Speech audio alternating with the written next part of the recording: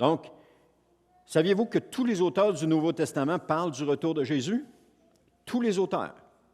Jude, Pierre, Jean, Marc, Luc, Paul,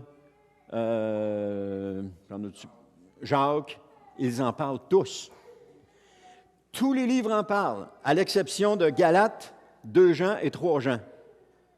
24 livres sur 27 parlent du retour du Seigneur Jésus. C'était un sujet important pour eux à l'époque.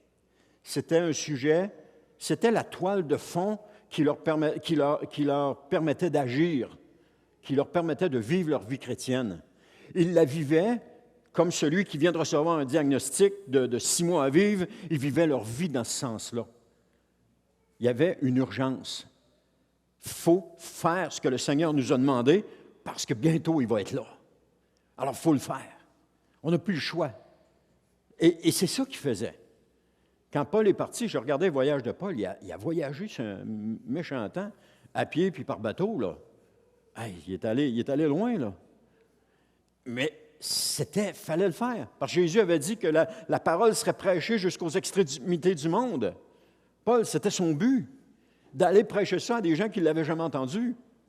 Il voulait même se rendre en Espagne, mais son projet s'est arrêté là. C'est sûrement quelqu'un d'autre qui a pris la relève. Mais c'était ça. Puis quand Pierre parle ici à l'Église, il commence en disant, comment est-ce qu'il dit ça? Hein? Il commence en disant, la fin de toute chose est proche. C'est la toile de fond. Et on devrait avoir cette toile de fond dans notre vie. Il y a des choses qu'on ne ferait pas.